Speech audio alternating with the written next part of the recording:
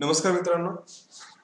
हा व्हिडिओ मी सगळ्यांसाठीच बनवलाय. म्हणजे जे काही लोक मला शेळी पालन बद्दल आजकाल माहिती विचारतात त्यांच्या सगळ्यांसाठी आहे. मला असं वाटतं की हा व्हिडिओ प्रत्येकानं पाहावा. तर मला शेळी पालन करायचं आहे, पण आता या पण नंतर जे काही आहे त्याबद्दल हा सगळा व्हिडिओ आहे. तर हा सगळा व्हिडिओ व्यवस्थित लक्ष देऊन ऐका. मला वाटेल की याच्यानंतर ज्यांना खरंच करायचे तेच करतील, आणि ज्यांना उगाच म्हणजे चाचपा चालू आहे की करू का नको करू का नको ते पण क्लिअर होतील खरंच आपल्याला करायला पाहिजे का नाही. तर सगळ्यात आधी शेळी पालन हा एक व्यवसाय आहे, हे सगळ्यांनी लक्षात घ्या. म्हणजे आपल्याला शेळी पालनाचा व्यवसाय करायचा आहे. मी प्राणी सांभाळतोय किंवा मी काहीतरी वेगळंच करतोय हे डोक्यात ठेवू नका. आपल्याला एक बिझनेस म्हणून करायचं शेळी पालन, हे सगळ्यांनी आधी म्हणजे फिक्स करा आपल्या माइंड मध्ये की आपल्याला शेळी पालन हा एक व्यवसायच करायचा, दुसरं काही करायचं नाही दुसरं. कारण की बरेच जण खूप कन्फ्युज आहेत की मी शेळी पालन करू का नाही. मग शेळी पालन म्हणजे व्यवसाय म्हणजे काय, की ज्याच्यामध्ये प्रॉफिट पण होतो आणि लॉस पण होतो. आणि शेळी पालन ज्यावेळेस तुम्ही करणार आहेत त्यावेळेस तुम्हाला प्रॉफिट पण होणार आहे आणि लॉस पण होणार आहे. मी असं कधीच म्हणत नाही की तुम्ही शेळी पालन केले की 100% प्रॉफिट होईल. मी स्वतः शेळी पालन करतो, मलाही कधी प्रॉफिट होतो कधी लॉस होतो, पण एवढंच फरक आहे की मला प्रॉफिट जास्त होतो आणि लॉस कमी होतो. आणि ज्या लोकांचं शेळी पालन हे व्यवस्थित चालत नाही त्यांचा फरक असा आहे की त्यांना प्रॉफिट कमी होतोय आणि लॉस जास्त होतोय. आणि ज्यावेळेस लॉस जास्त होतो त्यावेळेस प्रॉफिट होतच नाही. त्याच्यामुळं ज्यावेळेस पण आपल्याला शेळी पालन करायचंय त्याला एक व्यवसाय म्हणून घ्या. आणि ज्यावेळेस पण तुम्ही एक व्यवसाय करता त्यावेळेस त्या व्यवसायामध्ये कधी प्रॉफिट होतो आणि कधी लॉस होतो. प्रत्येक वेळेस जर तुम्हाला प्रॉफिट झाला तर आज जगातले जेवढे लोक व्यवसाय करतात, म्हणजे जे काही लोक दुकानदार आहेत, जे काही जोही बिझनेस करतात, त्याच्यामध्ये प्रत्येक जण एक उच्च म्हणजे एकदम टॉप लाईनला गेला असता. त्यामध्ये फक्त प्रॉफिट आणि लॉसचं मॅनेजमेंट व्यवस्थित आपल्याला करता येत नाही. त्याच्यामुळं आपण हे काही जण खूप वर जातात, काही जण खूप मागे राहतात. त्याच्यामुळे ज्यावेळेस पण शेळी पालन करायचे त्यावेळेस आपल्याला शेळी पालन हा एक व्यवसाय म्हणून करायचंय, शेळी पालन हा एक बिझनेस म्हणून करायचंय. आणि ज्यावेळेस आपण बिझनेस करतो त्यावेळेस आपल्याला प्रॉफिट पण होतो आणि लॉस पण होतो, हे फिक्स आहे. त्याच्यामुळे कुणीच मला याच्यानंतर व्हॉट्सअपवर विचारू नका की सर मी जर शेळी पालन केलं तर मला प्रॉफिट होईल का लॉस होईल. ज्यावेळेस तुम्ही शेळी पालन एक बिझनेस म्हणून करताय त्यावेळेस हे फिक्स पकडा की त्याच्यामध्ये आपल्याला प्रॉफिट पण होतो आणि लॉस पण होतो. पण फरक फक्त एवढाच आहे की जे एका प्रॉपर गायडन्स मध्ये लोक शेळी पालन करतायत, जे एक प्रॉपर पूर्ण नॉलेज घेऊन शेळी पालन करतायत, त्यांना प्रॉफिट जास्त होतो आणि लॉस कमी होतो. त्याच्यामुळे त्यांना ते परवडतं. आणि ज्यावेळेस लोकांना व्यवस्थित नॉलेज नसतं पण तरी ते शेळी पालन चालू करतात, त्यावेळेस लोकांना लॉस जास्त होतो आणि प्रॉफिट कमी होतं. आणि आज जे जे काही शेळी पालन चालू आहे त्याच्यामध्ये हेच म्हणजे दुसरा जो मुद्दा मी सांगितला ज्याच्यामध्ये लॉस जास्त होतो आणि प्रॉफिट कमी होतो, हेच मॅक्झिमम ठिकाणी चालू आहे. फरक फक्त एवढाच आहे की लोक शेळी पालनासाठी वाटेल तो खर्च करतात, पण एक प्रॉपर गायडन्स घेण्यासाठी लोक त्या ठिकाणी खर्च करताना मागे पुढे बघतात.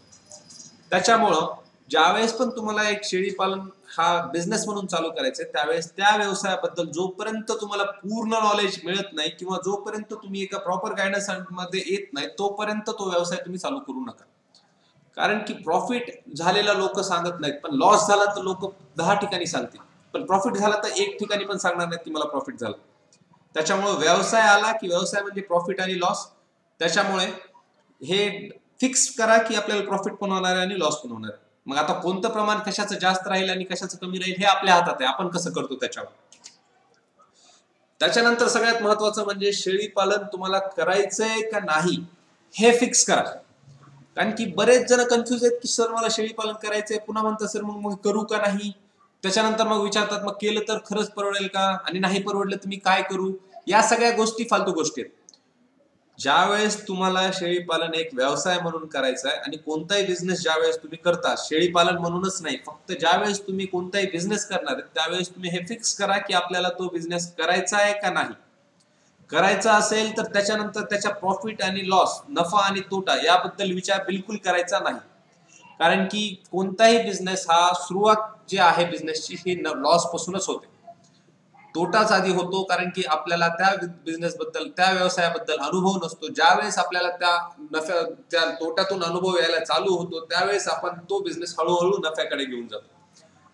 त्याच्यामुळे शेळी पालन जर करायचंय का नाही हे जोपर्यंत फिक्स होत नाही तोपर्यंत त्याच्याबद्दल विचारही करायचा नाही की मला शेळी पालन करायचं. तोपर्यंत फक्त माहिती घेत राहायची. पण ज्या वेळेस तुम्हाला असं वाटेल की नाही मी आज परिपूर्ण आहे शेळी पालन करायला आणि तोही शेळी पालन हा एक व्यवसाय म्हणून करायला, त्यावेळेसच तुम्ही त्याच्यामध्ये उतरा. त्याच्यामुळे शेळी पालन करायचं आहे का नाही हे पहिल्यांदा फिक्स करा. आणि जर तुम्हाला करायचं असेल तर त्याच्याबद्दल कधीच निगेटिव्ह विचार करायचा नाही की मला नफा होईल का प्रॉफिट होईल. त्यावेळेस एकच विचार करायचा की मला जे करायचंय, जो शेळीपालन जो व्यवसाय म्हणून जो करायचा आहे तो एक सक्सेसफुल पद्धतीने करायचा आहे, म्हणजे मला त्याच्यात यशच पाहिजे. आणि यश म्हणजेच नफा. कोणत्याही व्यवसायामध्ये तुम्हाला जर यश भेटत असेल तर त्याचा अर्थ आहे तुम्हाला त्याच्यामध्ये नफा भेटतोय. त्याच्यामुळे शेळी पालन करायचंय का नाही करायचंय हे फिक्स करा, आणि करायचं असेल तर त्याच्यानंतर त्याच्यामध्ये होणारा नफा आणि तोटा याच्याबद्दल विचार करू नका. फक्त तो जे तुम्ही करणार आहात ते किती व्यवस्थित पद्धतीने करता येईल याचा फक्त विचार करा.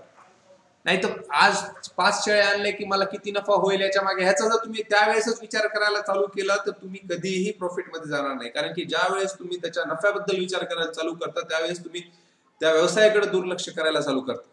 त्याच्यामुळे तो व्यवसाय कसा टिकवून ठेवता येईल त्याचा विचार करा. शेळीपालन कसं टिकवून ठेवता येईल त्याचा विचार करा. नफा जो आहे हा आपोआप तुम्हाला त्याच्यामध्ये होईल. त्याच्यानंतर खूप जणांना खूप काही प्रश्न आहेत, म्हणजे खूप कन्फ्युज आहेत, करू का नाही, मग केलं तर खरंच होईल का. आणि त्याच्यामध्ये सगळ्यात मोठा प्रश्न म्हणजे काही जण विचारतात सर मला शेळीपालनाबद्दल काहीही माहित नाही पण मला शेळीपालन करायचंय, मला नफा होईल का, मी शेळीपालन करू शकेल का. अरे बाबा करायचंय तुला, करणार आहेस तू, मग मला कसं माहिती त्याच्यामध्ये तुला नफा होईल का प्रॉफिट म्हणजे तोटा होईल. तुम्ही एक गोष्ट लक्षात ठेवा, कोणताही शेळी पालन म्हणजे मला काहीही माहित नाही आणि मला शेळी पालन करायचंय, इथेच तुमचा सगळ्यात मोठा तोटा आहे. कारण की ज्या वेळेस पण तुम्हाला एखादा बिझनेस करायचा असतो, ज्या वेळेस पण तुम्हाला एखादा व्यवसाय करायचा असतो, त्यावेळेस त्या व्यवसायाबद्दल त्या बिझनेस बद्दल तुम्हाला पूर्ण नॉलेज असायलाच पाहिजे. आणि जर ते असेल तरच तुम्ही तो करा, नाहीतर करू नका. जर तुम्ही असा विचार करत असाल की मला करू का नाही, मला शेळी पालन करायचंय, मला त्याच्याबद्दल माहिती नाही, तर मी थोडे सेमिनार वगैरे केलेत, मला थोडीशी माहिती आहे, कधीही थोडीशी माहिती किंवा मला थोडं म्हणजे माहिती नाही किंवा मी माहिती घेऊन करू का, असे प्रश्न ज्यांना ज्यांना आहेत त्यांनी शेळी पालन करायचं नाही. कारण की मी सुरुवातीलाच सांगितलंय की शेळी पालन हा एक बिझनेस म्हणून करा. आणि ज्यावेळेस तुम्ही कोणताही व्यवसाय हा व्यवसाय म्हणून ज्यावेळेस तुम्ही कोणताही एखादा म्हणजे प्रकार तुम्ही करता त्यावेळेस त्याच्याबद्दल तुम्हाला पूर्ण माहिती असणं खूप गरजेचं आहे. किंवा त्याबद्दल तुम्हाला योग्य मार्गदर्शन असणारा माणूस तरी तुमच्याकडे पाहिजे, तरच तुम्ही त्याच्यामध्ये सक्सेसफुल होऊ शकता. आणि आज जर तुम्ही असा विचार करत असाल की मला एखाद्या बिझनेस मध्ये 100% मदत करणारा माणूस माझ्याकडे भेटेल आणि तोही मोफत, तर हे तुमचं सगळ्यात मोठं तुमचं म्हणजे दुर्दैवी विचार आहे हा. कारण की आज जर तुम्हाला आजच्या काळामध्ये जर तुम्हाला प्रॉपर बिझनेस करायचा आहे तर सगळ्यात पहिल्यांदा एक गोष्ट लक्षात ठेवा की त्या व्यवसायाबद्दल फक्त तुम्हालाच सगळी माहिती घ्यावी लागेल. तुम्ही दुसऱ्याला विचारून जर प्रत्येक गोष्ट करत गेलात तर त्यामध्ये तुम्हाला नेहमी फक्त तोटाच होईल. कारण की ज्याला तुम्ही विचारणार आहात तो माणूस खरंच परिपूर्ण आहे का तो व्यवसाय करण्यामध्ये हे तुम्हाला आधी माहित पाहिजे. आणि जर ते खरंच परिपूर्ण असेल तर त्याचा अनुभव पहिल्यांदा सगळ्यात जो काही अनुभव आहे तो पूर्णपणे तुम्ही शेअर करा. म्हणजे त्याच्या सोबत त्याला विचारून घ्या. आणि त्याच्यानंतर तुम्ही ते ज्यावेळेस तुम्ही असं क्लिअर होता की खरंच मी करू शकतो त्यावेळेस तुम्ही ते शेळी पालन करा. कारण की तुम्ही उगाच शेळी पालन करून नंतर तुम्ही शेळ्या आणणार, त्या मग तुमच्या शेळीमध्ये त्यांचं वजन कमी होणार, त्याच्यानंतर त्यांचं म्हणजे काही शेळ्या त्यातल्या मरणार.